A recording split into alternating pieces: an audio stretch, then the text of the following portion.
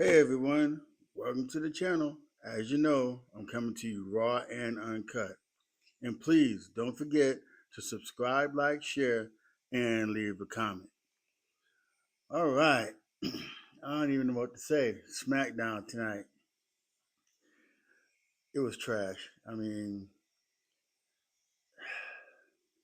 we're going to get into it. I'm just going to go, match by match, segment by segment, and we're going to just go ahead and kick it off because there's a lot to say. All right, we get Drew McIntyre talking to Nick Aldis. Nick Aldis is telling him to leave the building and stuff because he is suspended and stuff like that. And he doesn't need to be there. So as Drew is getting to his car, still arguing with Nick Aldis, he's attacked by Cody Rhodes. So they start fighting. Blah blah blah. You know, banging, banging, banging.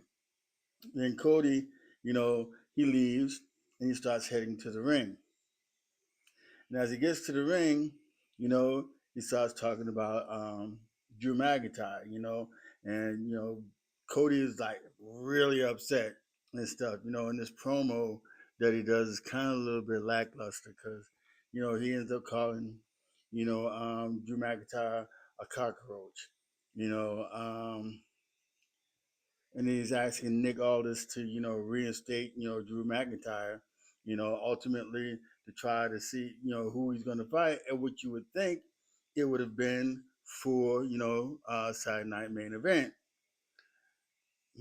But we're gonna get but we're gonna get to that, because there was a part of it in there where you had Ricky Saints and Obafemi, and then Cody goes in there, and says the winner of the match that they're gonna have Saturday night, a deadline.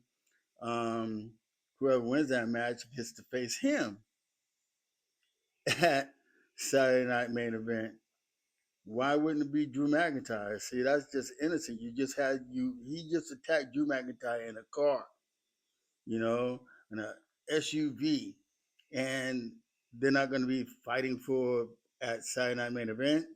Makes zero sense. Makes zero sense. Oh man, I tell you. But anyway, then you got Tommaso Ciampa saying that he's looking forward to having a match for the U.S. title against Ilja Dragunov.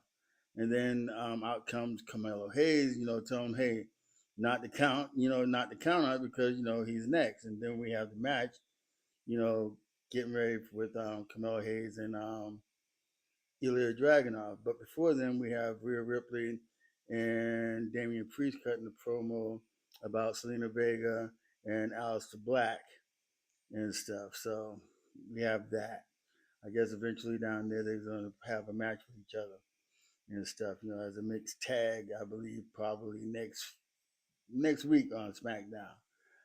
I'm thinking that's what's going to happen. But anyway, we get the match with Ilja Dragunov and Carmelo Hayes. Let me tell you, this match, I mean, it was okay. You know, um, it was going to be hard hitting, but they just taking everything away from Carmelo Hayes. Carmelo Hayes is so much better, in the ring.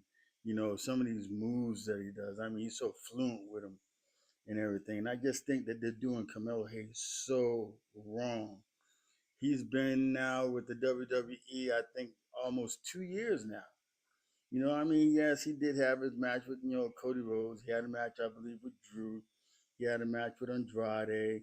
He's had some good matches, but none of the matches, were anything. They, jobbed him out and stuff. He didn't win those matches. He came in, he started winning some matches and everything, but they still, have him at a job status and stuff. But Carmelo Hayes is so much better than what he is right soon than what they're putting out, and I think he should be, running for a title. I think he should get that IC title. I think he'd be good with it and stuff, because I mean he's a complete wrestler. He wrestles all the time and stuff. So Triple H needs to stop holding back, or else people are going to start calling him out for it and stuff. But anyway, that's just I guess that's how it is and everything. But in that match, Tommaso Ciampa comes in and he pushes Carmelo Hayes off the top rope and everything, and then Ilya hits Carmelo Hayes with that headbutt and then he drops him with the with his finishing moves and stuff. But and then Ilja Dragunov wins the match.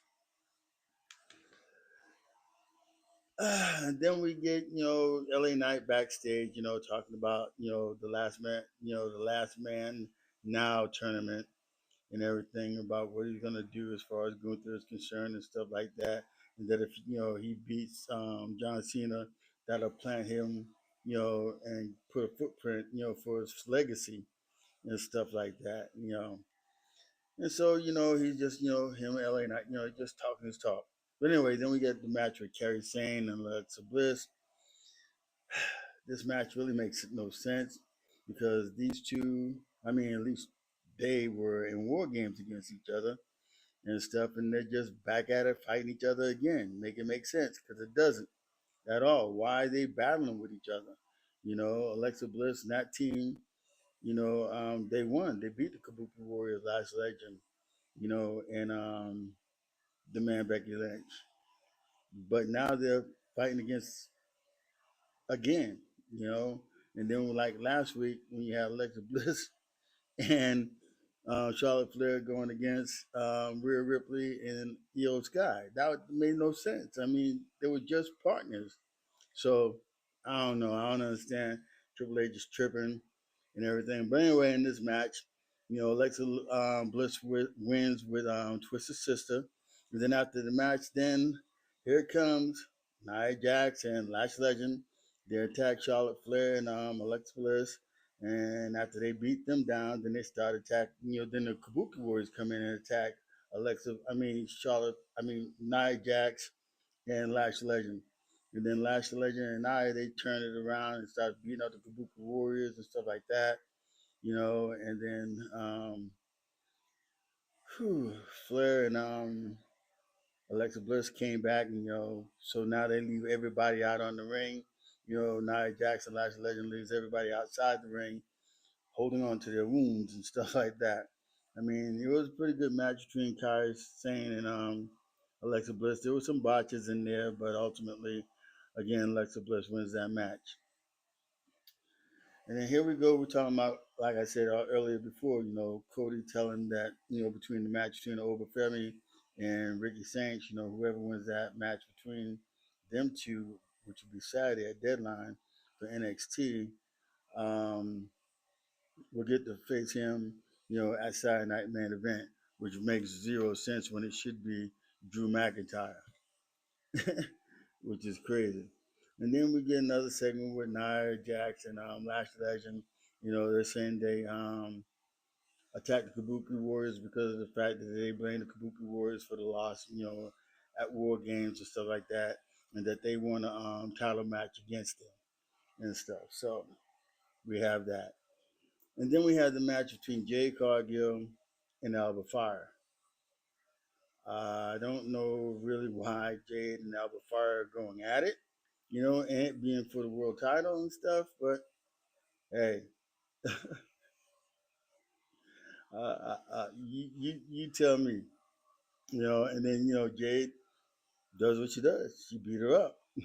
I mean, you had some little interference with Julia coming out there and stuff, trying to get getting actually in Chelsea Green's face, and they kind of put Elba Fire right there at the ropes, not paying attention what's going on, especially in the match with Jade Cargill. Jade gets her up, Jade's her, and the match is over and stuff. And then Julia, attacks Chelsea Green. Why? I have no idea because I'm looking at this match is because if Jade Cargill is a heel, Elba Fire is a heel. Why we have two heels going at each other, and why is Jade Cargill going after Elba Fire? I don't get it. And then now you got Julia going after Chelsea Green, which both of them are heels and stuff like that. And I'm sure it's for the U.S. title, but still they're both heels. I don't get it. You tell me. Put it in the comments. Please don't forget to subscribe, like, share. Drop a comment. Let me know how you're feeling because it's just not making any sense to me. And then you got Fraxium saying, they want DIY and stuff like that. They want a chance at them to beat them to show that they're ready to,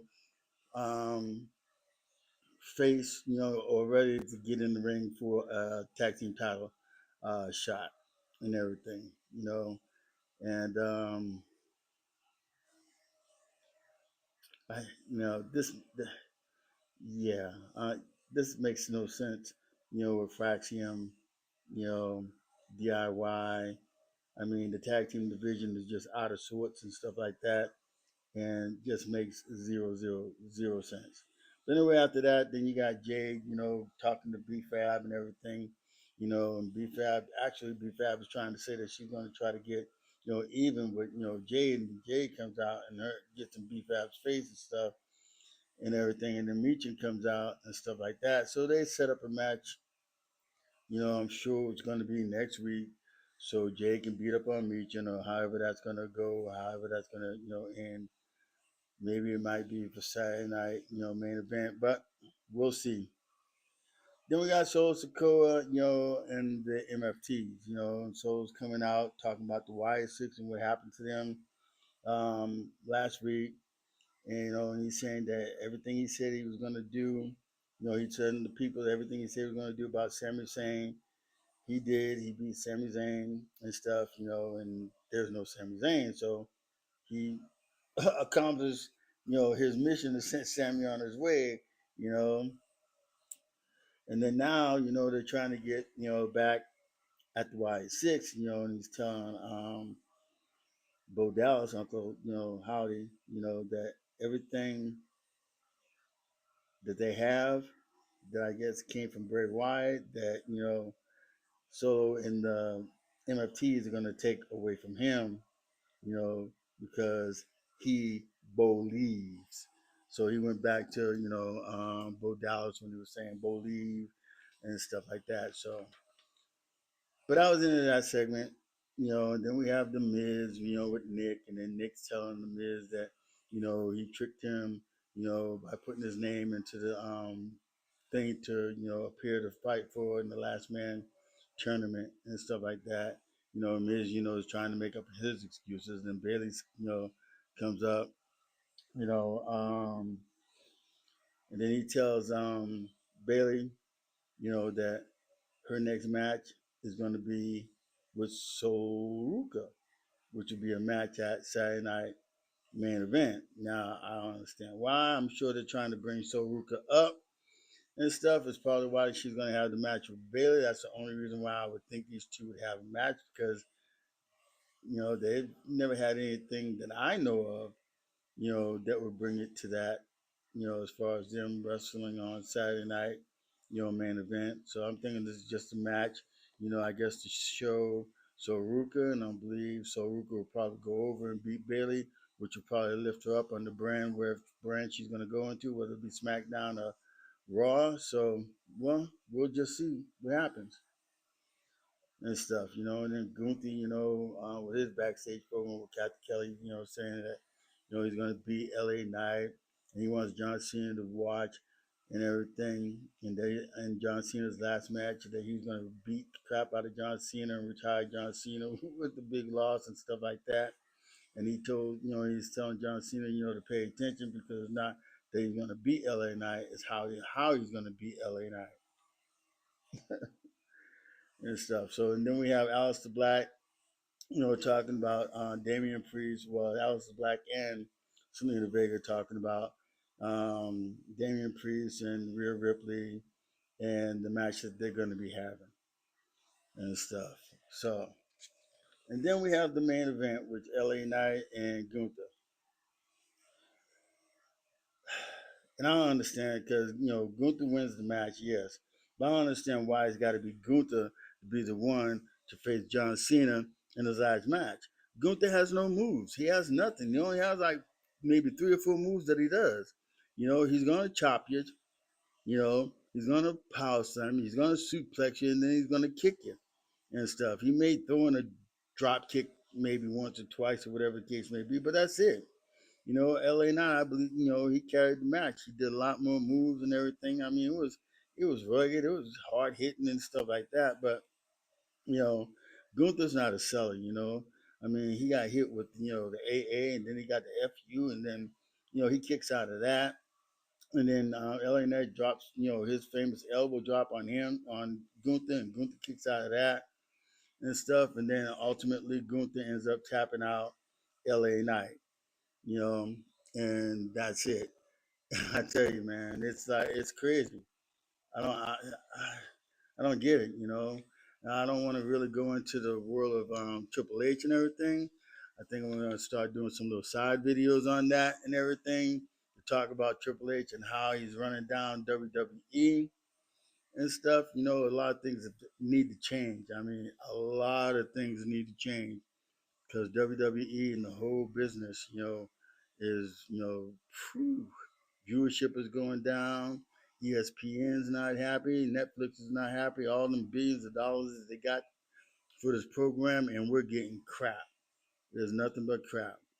But anyway, please don't forget to subscribe, like, share, leave a comment. Let me know how you're feeling. Let me know how you thought. I mean, if you agree or disagree with what I said, just let me know. Please subscribe, subscribe, subscribe. All righty. Thank you for watching. God bless. Deuces. And I'll see you on the next video. Thank you.